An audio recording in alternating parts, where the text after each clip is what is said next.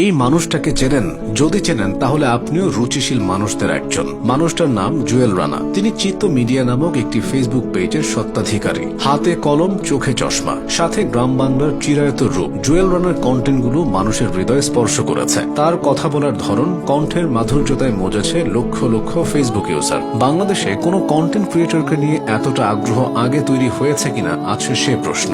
একদিকে জুয়েল রানা, অন্যদিকে বস্তাপচা ও অশ্লীল সব কন্টেন্ট ক্রিয়েটর। তাই মানুষ রানাকেই বেছে নিয়েছেন। রানার মালিকানাধীন চিত্ত মিডিয়া হয়ে উঠেছে ফেসবুকে রুচিশীল মানুষদের সবচেয়ে বড় প্ল্যাটফর্ম। এখানে উঠে আসে প্রকৃতি আর মানুষের জীবনের অদ্ভুত সব মিল খোঁজার কাজটা করেন রানা নিজেই। কখনো তিনি পথে প্রান্তরে ঘুরে বেড়ান, কখনো চলে যান কৃষকের জমিতে। গাছিদের কাছে গাছ সম্পর্কে জানেন, কৃষকদের কাছে গিয়ে শোনেন কৃষির অজানা সব তথ্য। কেউ বদ্ধ জলাশয়ে মাছ ধরতে গেলে রানা সেখানে গিয়েও হাজির হন। শহরের জীবনের প্রভাবে গ্রামীণ জীবন দিনকে দিন বিলুপ্তির পথে চলে যাচ্ছে। মাটির ঘর অনেক আগেই অতীত হয়েছে, হারিয়ে যাচ্ছে টিনের ঘর। দালান কোঠার ভিড়ভাট্টার মাঝেও জুয়েল রানার কন্টেন্টে সেসবের উপস্থিতি মেলে না। তিনি সংগ্রামী মানুষদের গল্প তার কন্টেন্টে ফুটিয়ে তোলেন। কন্টেন্ট অনেকে বানায়, জীবনের বাস্তবতা শেখাতে পারে কয়জন? চিত্ত মিডিয়া তথা জুয়েল রানা সেটা করছে। তার সবচেয়ে বড় গুণ হলো কন্টেন্টের বিষয়ের সাথে মানুষের জীবনের বাস্তবতার মিল খুঁজে বের করা। অশ্লীলতার যুগেও তিনি সহজলভ্য জিনিস দিয়ে মানুষের দৃষ্টি আকর্ষণ করেছেন। তবে জুয়েল রানার পরিচয়টা অনেকেই জানে না। শহুরে জীবন থেকে দূরে থাকা এই মানুষটার বাড়ি ঝিনাইদহ জেলায়। কন্টেন্ট তৈরির কাজ করলেও এটা জুয়েল রানার আসল পেশা নয়।